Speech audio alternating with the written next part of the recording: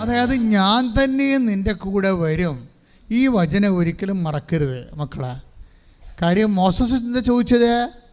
13:12 ആരെയാണ് എൻ്റെ കൂടെ? എനിക്കാരാണ് സഹായം തരാൻ പോണത്? എൻ്റെ മകളുടെ കല്യാണത്തിന് ആരാണ് എനിക്ക് സഹായം തരാൻ പോണത്? ഈ രോഗത്തിൽ നിന്ന് ആരാണ് എന്നെ സുഖപ്പെടുത്താൻ പോകുന്നത്? എപ്പോഴും നമുക്ക് ഓരോരോ കാര്യങ്ങൾക്ക് ചോദ്യമല്ലേ? അതല്ലേ കർത്താവിൻ്റെ വചനം നമ്മൾ വായിച്ചത്. 2 Corinthians 1:4 എല്ലാ തരത്തിലുള്ള ബന്ധങ്ങൾ അനുഭവിക്കുന്നവരെ. കഴിഞ്ഞ ദിവസങ്ങളിലെ ഡോക്ടർ ഡെൽറ്റ ജോസഫ് എന്നും പറഞ്ഞ് ഒരു MD ഡോക്ടർ സാക്ഷ്യം പറഞ്ഞു. നീ ഡോക്ടർമാരുടെ സാക്ഷ്യം കേൾക്കണം കേട്ടോ. ഡോക്ടർമാരും ജഡ്ജിമാരും ഒക്കെ IPS ആയിട്ടുള്ള റാങ്കുള്ളവരൊക്കെ എത്ര പേരാണ് ഉടമ്പടി ചെയ്തിരിക്കണമെന്നറിയോ? അതായത് നമ്മളുടെ ഇപ്പോഴത്തെ ഒരു വിഷയം ഉടമ്പടിയുടെ സാക്ഷ്യങ്ങളെക്കുറിച്ച് വിദ്യാഭ്യാസം ഉള്ളവരെ വളരെ കൃത്യതയോടുകൂടിയാണ് വീക്ഷിക്കുന്നത്. കാര്യം എന്താണ് ഉടമ്പടിയിലുള്ളത് അതിൻ്റെ ഇഫക്റ്റാണ് കാണുന്നുണ്ട് ആൾക്കാർ. പുക മാത്രമല്ല, തീയും കാണുന്നുണ്ട്. പുകയുടെ തീ ഉണ്ടെന്ന് അനുമാനിക്കേണ്ട കാര്യമല്ല. തീ ആൾക്കാരെ തൊടുന്നുണ്ട്. ഇപ്പോൾ ഡെൽറ്റ ജോസഫിൻ്റെ സാക്ഷ്യം എന്താ? അവർ ഇംഗ്ലണ്ടിൽ വർഷങ്ങളായിട്ട് അവർ ജനറൽ ഫിസിഷ്യനാണ്. പക്ഷെ അവരുടെ പ്രശ്നം, അവരുടെ 3ാമത്തെ പ്രസവത്തിൽ അത് ഭയങ്കര സിസേറിയനായിപ്പോയി. ഭയങ്കര സിസേറിയൻ എന്ന് പറഞ്ഞാൽ എന്താ കാര്യം വെച്ച് കഴിഞ്ഞാൽ 4 ലിറ്റർ ബ്ലഡ് നഷ്ടപ്പെട്ടു. 2ാമത്തെ പ്രസവത്തിൽ 4 ലിറ്റർ ബ്ലഡ് നഷ്ടപ്പെട്ടു.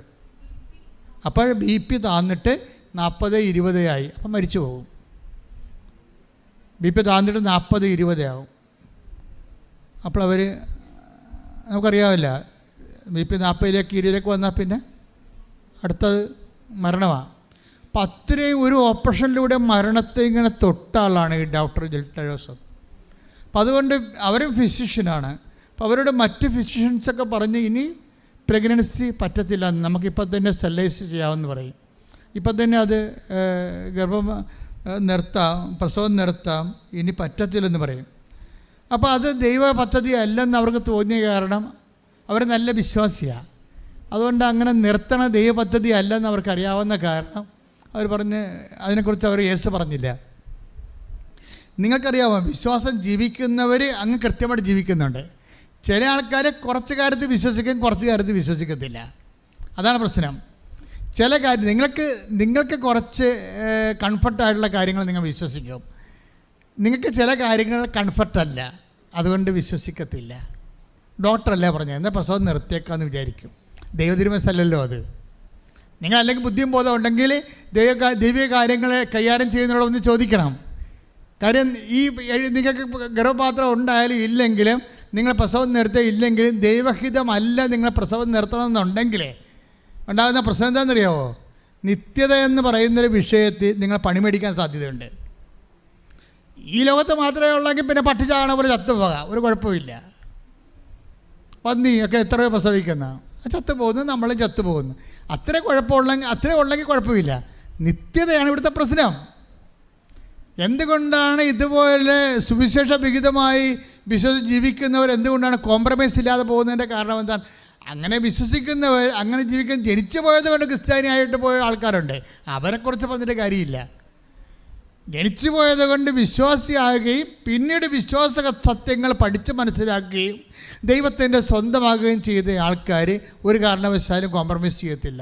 ഡോക്ടർ പറഞ്ഞു അയാൾ ഡോക്ടറാണ്, പക്ഷേ ജനറൽ ഫിസിഷ്യനാണ്, പക്ഷേ അവർ പറഞ്ഞ് പ്രസവം നിർത്താൻ പറ്റത്തില്ല, it's not will of God എന്ന് പറയും. അപ്പോൾ ഡോക്ടർ പറഞ്ഞു, നിങ്ങളൊരു ഡോക്ടറല്ലേ, നിങ്ങൾക്ക് ശാസ്ത്രബോധമൊന്നുമില്ലേ? ഇനി പ്രസവിച്ചാൽ ഇതുപോലെ ഒരു കേസ് വന്നാൽ നിങ്ങൾ എന്ത് ചെയ്യുമെന്ന് ചോദിച്ച്, നിങ്ങൾ മരിച്ചു പോകുമെന്ന് പറയും. പക്ഷെ അവരെന്താ ചെയ്തിരിക്കണം? അവരിപ്പോൾ ഉടമ്പടിയെക്കുറിച്ചുള്ള ക്ലാസ്സുകൾ കേട്ട്, അപ്പോൾ ഒരു നാട്ടിൽ വന്നപ്പോൾ ഒരു ഉടമ്പടി എടുത്ത് എന്താണ്, മൂന്നാമത് പ്രസവിക്കാൻ കണക്കാക്കിയാണ് ഉടമ്പടി എടുത്തിരിക്കണേ. ഇത്രയും മരണത്തെ നേരെ കണ്ട ആൾ മൂന്നാമതൊരു കുഞ്ഞിന് വേണ്ടി ഉടമ്പടി എടുത്തിരിക്കുകയാണ്. ഉടമ്പടി എടുത്തപ്പോൾ എന്താ ചെയ്തിരിക്കണത്? ഉടമ്പടിയിൽ അവരെ ഒരു കുഞ്ഞിനെ എക്സ്പെക്റ്റ് ചെയ്യണതിന് മുമ്പ് തന്നെ, അതിന് ട്രൈ ചെയ്യണ മുമ്പ് തന്നെ അവർ ഉടമ്പടി തൈലമെടുത്ത് വയറ്റെ പുരട്ടും. ഡോക്ടറാണെന്ന് ചിന്തിക്കണം നിങ്ങൾ. വിശ്വാസത്തോടെയാണ് ഈ കാര്യങ്ങൾ ചെയ്യണത്. എന്നിട്ട് അവർ ക്യാരി ആകുമ്പോൾ എന്താ അവർ ചിന്തിക്കണത്? ഈ കുഞ്ഞ് മാതാവിൻ്റെ കുഞ്ഞാണ്. അതാണ് വിഷയം. ഈ കുഞ്ഞ് മാതാവിൻ്റെ കുഞ്ഞാണ്. ഇതിനെ രക്തം പൊടിയാ പ്രസവിപ്പിക്കേണ്ട ഉത്തരവാദിത്തം. ഞാൻ വിശ്വാസം പ്രഖ്യാപിച്ചില്ലേ, പിന്നെ എനിക്കെന്താ പ്രശ്നം? എൻ്റെ പ്രശ്നം തീർന്ന്. ഞാൻ അമ്മയിൽ വിശ്വസിച്ചു. അമ്മ എൻ്റെ ബെഡ്റൂമിലുണ്ടാകുമെന്നും അമ്മ എൻ്റെ ഓപ്പറേഷൻ തിയേറ്ററിലുണ്ടാകുമെന്നും ഞാൻ വിശ്വസിച്ചു. അതിൻ്റെ പേരിൽ ഞാൻ എൻ്റെ ഉടമ്പടി തൈലമെടുത്ത് എൻ്റെ ഗർഭപാത്രത്തിൽ പുരട്ടി. My role is over. പിന്നെ ആരുടെ അതിന് റോളുള്ളത്? ദൈവത്തിൻ്റെതാണ്. അമ്മ ഉണ്ടാകും. അതുകൊണ്ട് പ്രസവിക്കാൻ പോയപ്പോൾ അവർക്ക് കുഴപ്പമില്ല. അവർ കൂളായിട്ട് പ്രസവിക്കാൻ പോയി. ഓപ്പറേഷൻ നടന്ന്. പക്ഷേ എത്ര വെറും 700 ml ബ്ലഡേ പോയുള്ളൂ. അവർക്കൊരു കുഴപ്പമില്ല. കുഞ്ഞിനെ മൂന്നാമത്തെ കുഞ്ഞിനെ കിട്ടി. അതാണ് വിശ്വാസം. ശ്രദ്ധിക്കട്ടെ. ഹല്ലേലൂയ.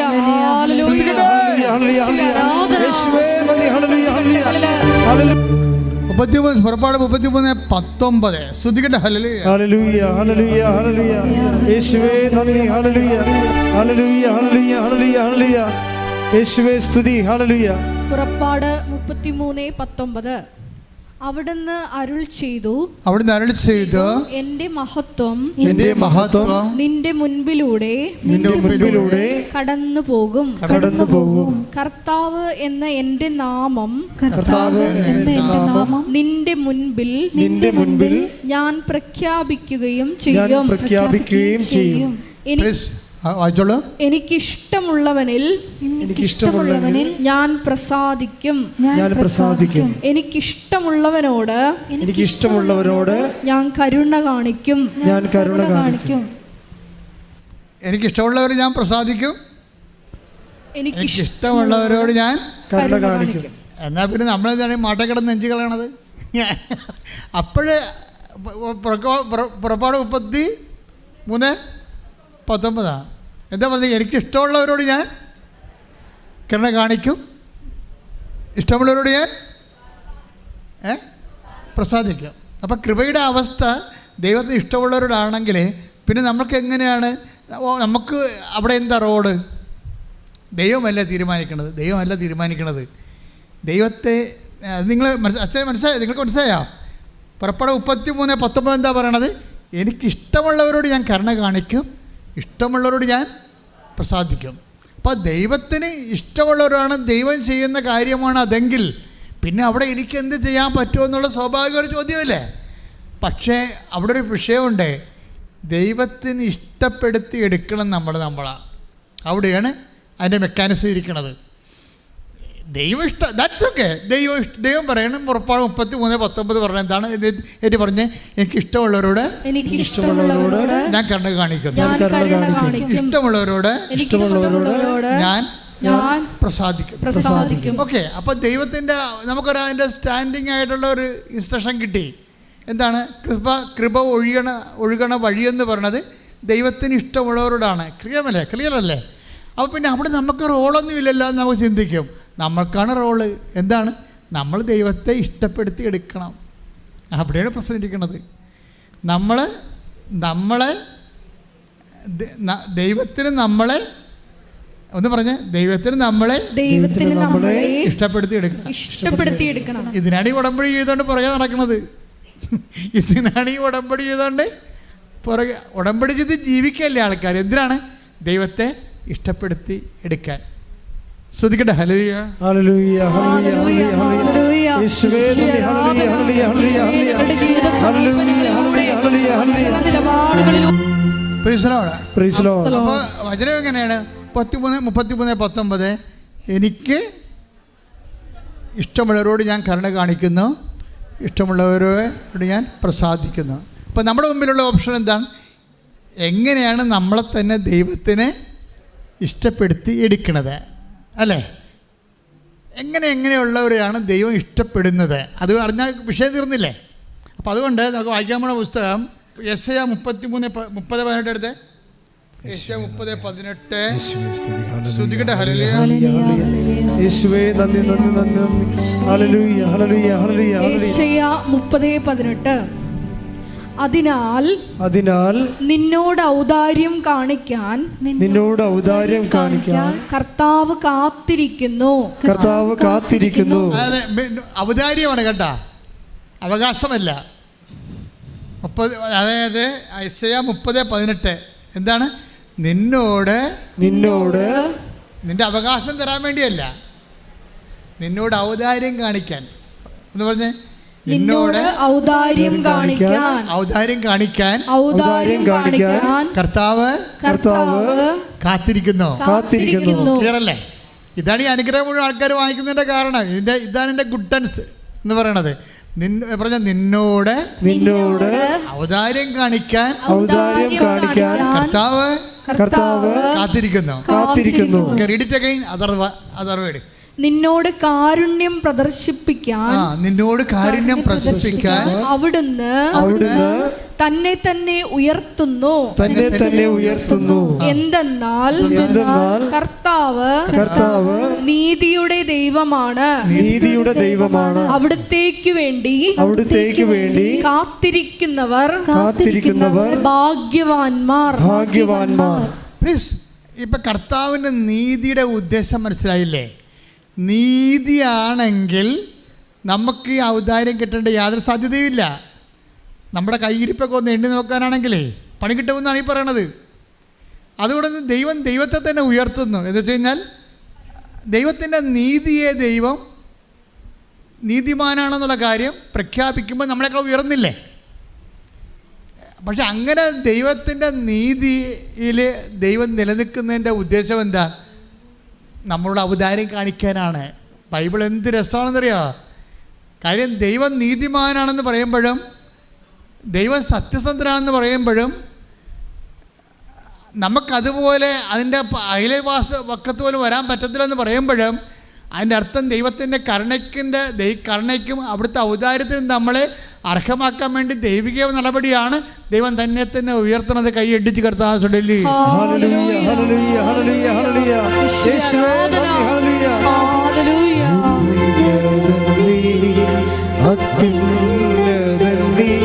നിന്നെ പോലൊരു ദൈവമില്ല,